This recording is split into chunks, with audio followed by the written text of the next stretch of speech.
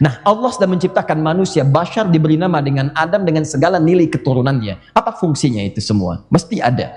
Maka kata Allah, inni ja'ilun fil ardi khalifah.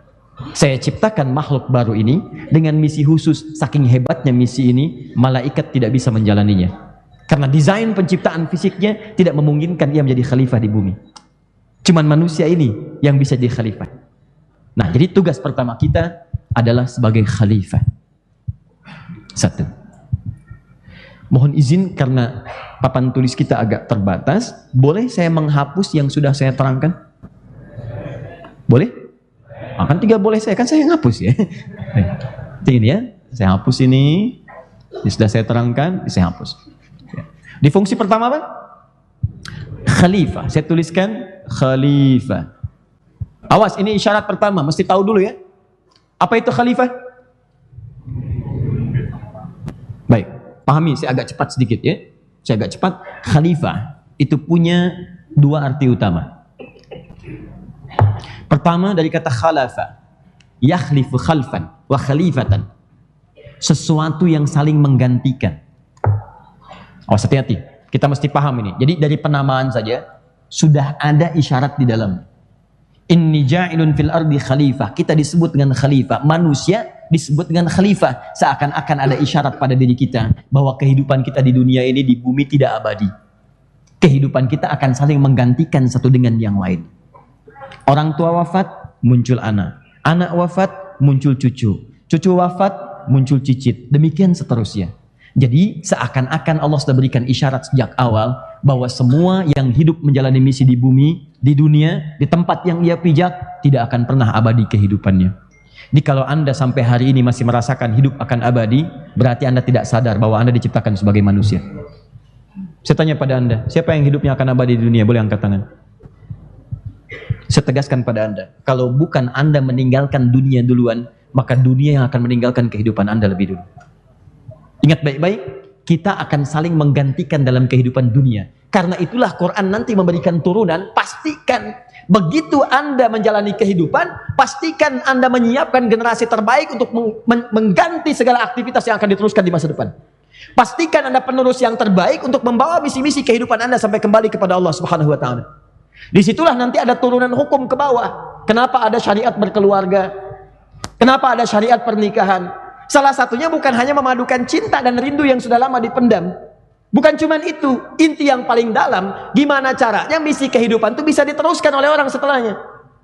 Nanti saya turunkan, begitu Anda paham misi saya yang kedua, misal A, saya turunkan aja dengan lebih cepat, Misal, yang kedua ini ibadah. Ini baru makna pertama. Mana keduanya belum saya berikan. Saya lompat dulu ke sini sebentar. Yang ini misi kedua yang utama disebut dengan ibadah.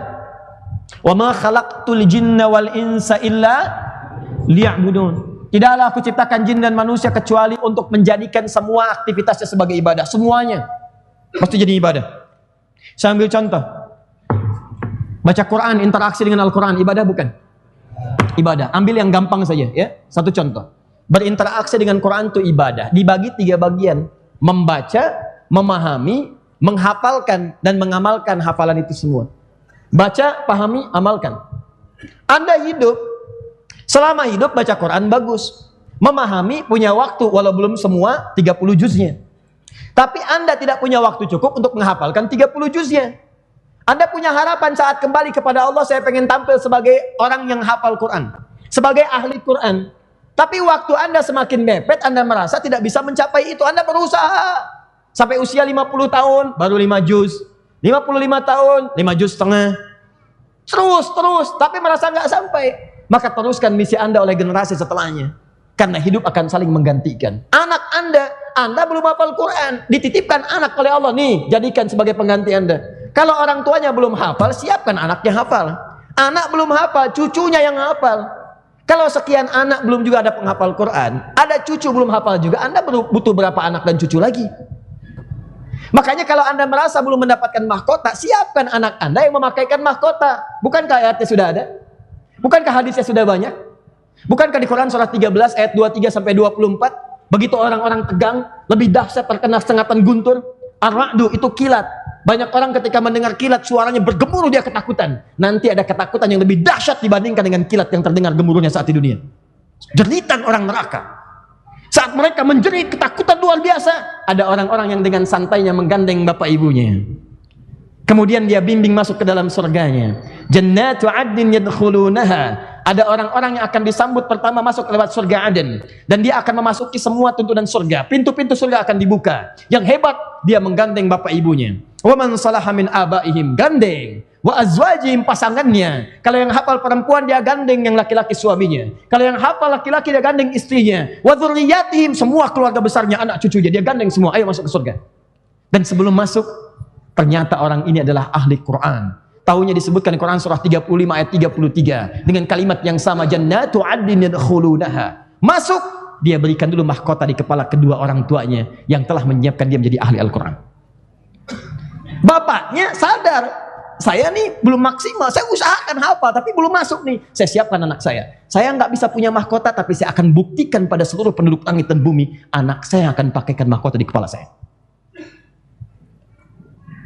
Teman-teman, sekarang perlombaannya sudah tiba. Tadi saya kisahkan di Soreang, sekarang banyak ibu-ibu salehah, suami-suami saleh yang siap berlomba untuk jadi mulia di hadapan Allah saat pulang ke akhirat nanti. Demi Allah saya katakan, saya berulang kali sering meneteskan air mata, ingat bagaimana orang-orang saleh berlomba untuk mencapai derajat itu. Terakhir kemarin tadi saya sebutkan di Soreang juga. Kita bayangkan seorang ibu muda, menikah dengan suaminya, punya cita-cita anak jadi ahli Quran. Suaminya bekerja dari nafkah yang paling halal. Ibunya mengantarkan anaknya ke sekolah. Bismillah, ahli Quran, ahli Quran. Tiap hari diantarkan, tiap hari dia cek hafalannya, dia padukan dengan hafalan di sekolahnya, dan seterusnya. Sampai dia sadari, ternyata dirinya punya masalah di perutnya sakit. Kakinya mulai sakit. Dia berangkat ke rumah sakit. Tanpa dia sadari sebelumnya, ternyata dokter mengatakan vonis jantung mengenai dirinya. Sudah bocor, sudah menyebar kemana-kemana, dan seterusnya. Dirawat di rumah sakit. Hari Jumat tiba, hari sejak dia dilahirkan di tanggal itu. Jam 2 datang anaknya, sedang membawa kabar bahagia bahwa dia telah hafal juz yang ke-30. Dibawa oleh ayahnya. Ibunya ternyata dalam sakitnya sudah menyiapkan hadiah terindah untuk anaknya. Mama ingin dengarnya.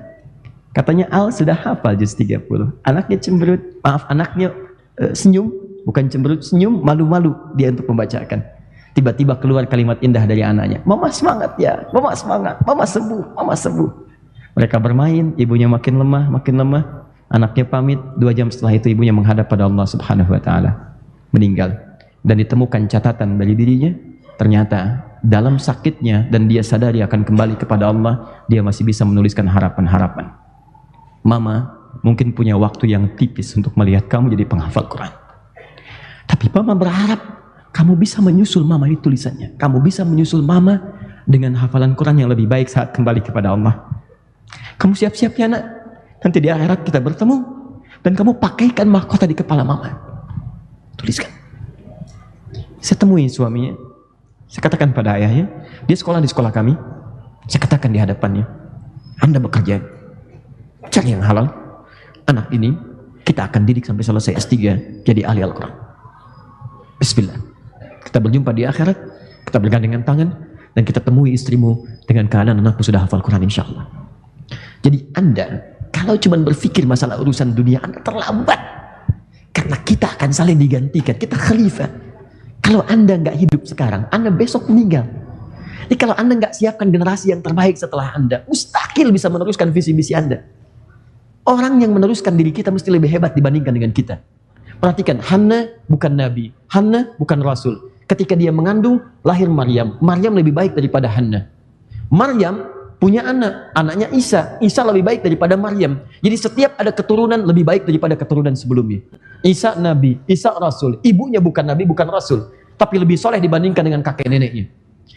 Kita disebut khalifah, seakan-akan memberikan pesan kepada kita bahwa jangan terlena dengan kehidupan dunia. Satu saat Anda akan pulang dan akan melewati alam-alam yang telah tadi kita tuliskan bersama. Persoalannya, kalau Anda tak mampu menyiapkan bekal maksimal, Anda mesti sadar bahwa kita khalifah mesti menyiapkan generasi yang terbaik untuk mewujudkan harapan-harapan kita saat kembali ke sini. Nanti saya turunkan harapannya, di situ kita akan berjuang, dan malam ini kita akan memulai start kita untuk memperbaiki kehidupan kita. Siap insya Allah? Nah, jadi ini pahami dulu bahwa kita ini sebagai khalifah. Apa khalifah? Makhluk yang akan saling menggantikan. Jadi pastikan misi kita dibawa pulang dengan sempurna. Kalau tak mampu mencari bekal yang terbaik dengan lebih maksimal, maka siapkan generasi pengganti yang lebih hebat dibandingkan dengan kita. Kalau bukan Anda yang hafal hadisnya, anak Anda yang menyiapkan itu semua. Kalau bukan anak Anda yang paham fikihnya, maka cucu Anda yang menyiapkannya lebih dulu kemudian. Siapkan. Kalau bisa petakan. Anak pertama hafal Quran, anak kedua hafal hadis, anak ketiga fikihnya.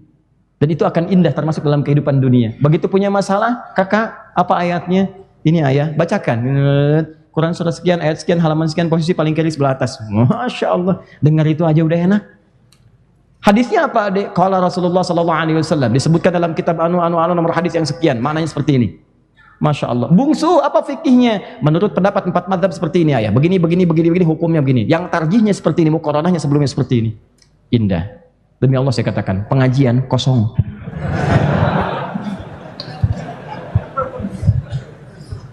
Jelas ya? Nah, yang kedua dari kata khalifah. Saya balik lagi ke sini. Kata khalifah selain punya fungsi menggantikan, makna keduanya juga bisa diartikan sesuatu yang menghadirkan manfaat dan kesuksesan. Manfaat, sukses, makmur. Satu lagi. Sebetulnya kata makmur ini itu bisa diturunkan maknanya ke sini, sesuatu yang manfaat atau berkah dan sukses. Maaf, tadi kita dicipta sebagai apa? Manusia. Ya, ingat ya, khalifah itu fungsinya. Saya ulangi lagi, kita dicipta sebagai apa?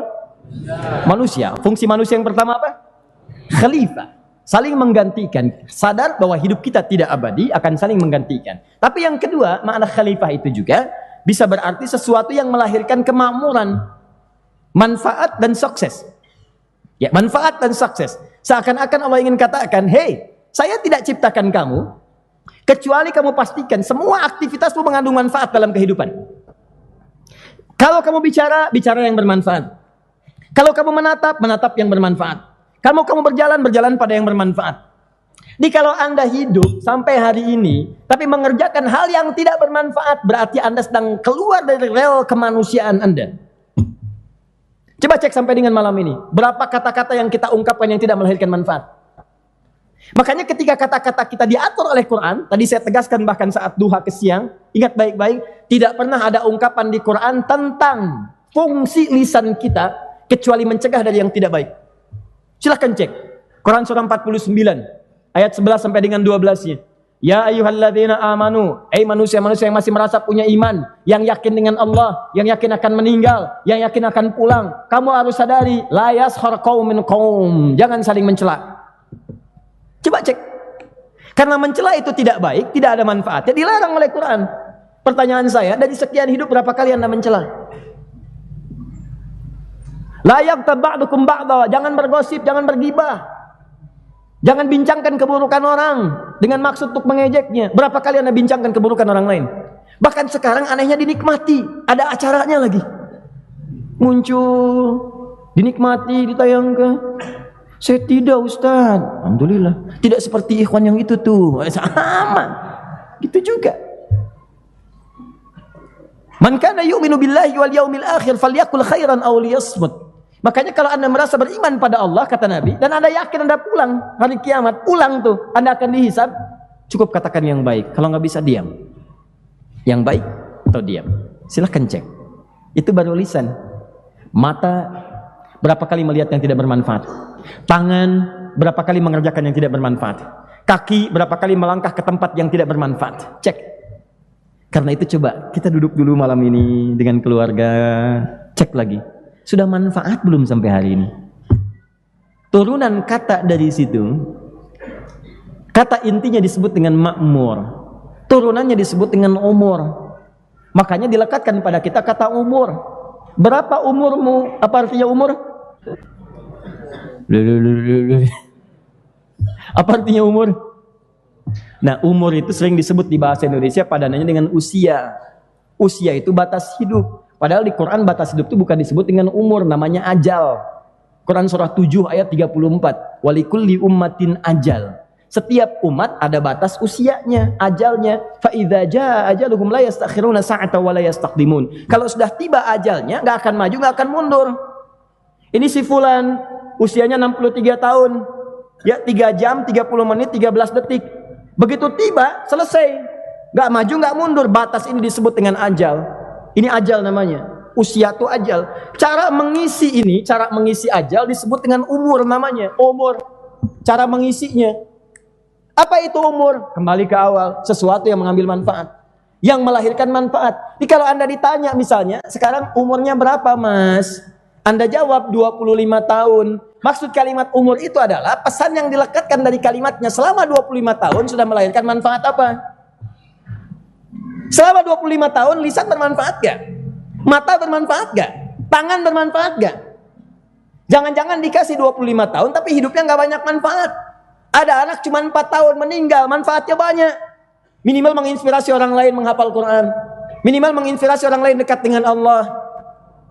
Ada orang merasa fisiknya sempurna, kakinya lengkap, tangan lengkap, semua terlihat dengan matanya, terdengar jelas dengan suara dengan telinganya. Ada orang kelihatan disebut bahkan cacat, tidak lengkap.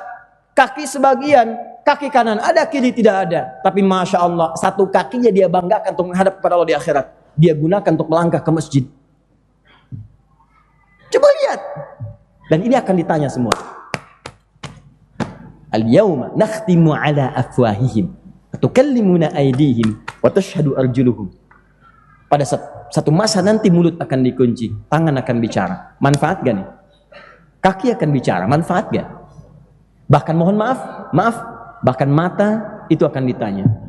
Telinga akan ditanya.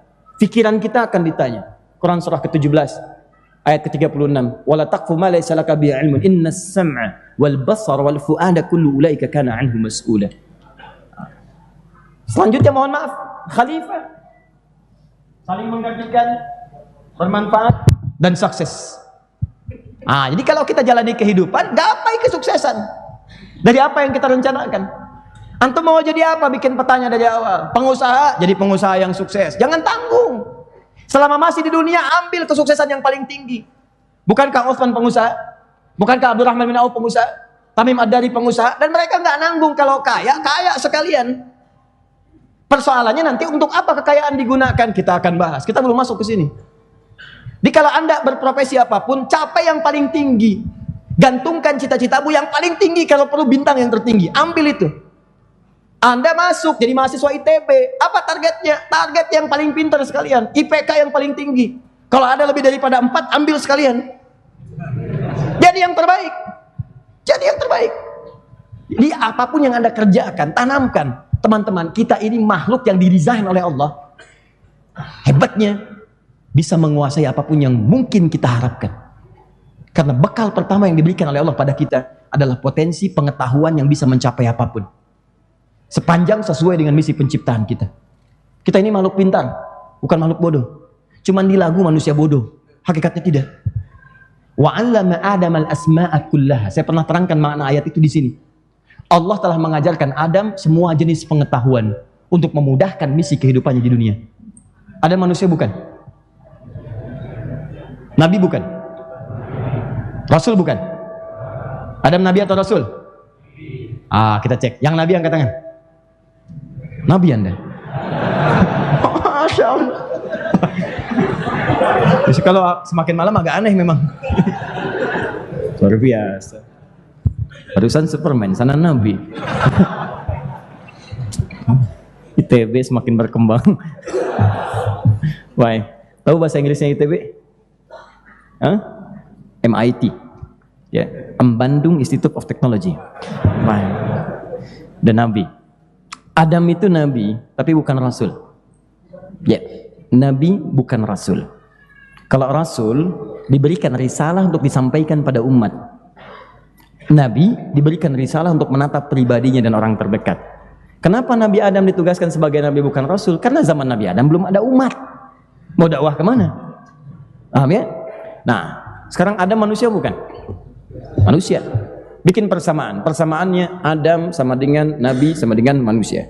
Sekarang kita keturunan Adam bukan? Masih ingat tadi? Maka itu disebut Bani Adam, anak cucunya Adam. Pertanyaannya, kita manusia bukan?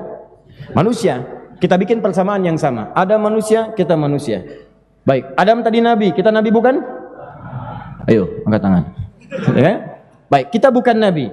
Kita bukan nabi, Adam nabi. Kita manusia, Adam manusia. Kita punya persamaan, kita punya perbedaan. Allah menciptakan Nabi Adam sebagai manusia. Ketika diciptakan sebagai manusia, diberikan bekal pengetahuan. Cuman bedanya dengan kita, karena beliau nabi, maka berlaku sifat kenabian. Apa di antara sifatnya? Diajarkan langsung oleh Allah jenis pengetahuannya. Makanya cek semua ayat di Quran, semua nabi diajarkan langsung. Nabi Muhammad diajarin langsung, turun malaikat mengajarkan, Iqra Bismi rabbikal ladzi khalaq. Yang turun malaikat diajarin.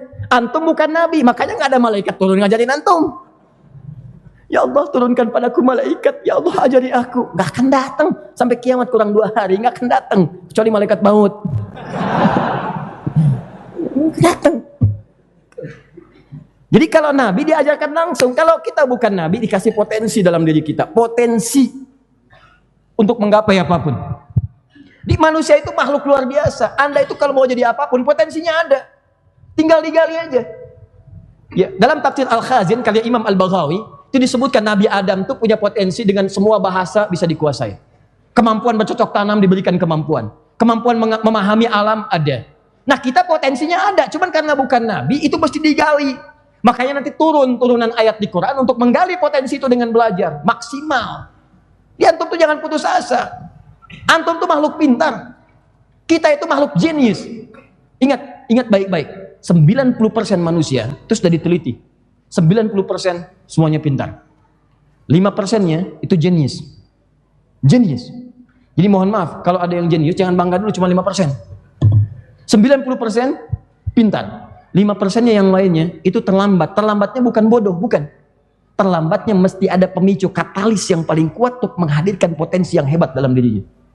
Mesti ada tuh, dorong sampai muncul dia. Ya, jadi pintar itu pilihan. Ingat, pintar itu anugerah, bodoh itu pilihan. Ya. Jadi kalau Anda diciptakan pintar, kenapa mesti milih bodoh? Ayo, ambil yang paling hebat. Masuk jurusan kimia, kuasai. Masuk jurusan fisika, kuasai. Jadi yang paling hebat. Dan profesi apapun yang dijalani, yakinkan pada diri Anda. Anda mampu menjalaninya dengan hal dan hasil yang terbaik di bidangnya. Ini poinnya. Nah, dari semua ini, fokus. Saya diciptakan makhluk yang bergantian. Saya mesti bermanfaat, saya mesti sukses, dan saya mesti isi hidup semua itu dengan ibadah kepada Allah. Kerjanya ibadah, makannya ibadah, minumnya ibadah.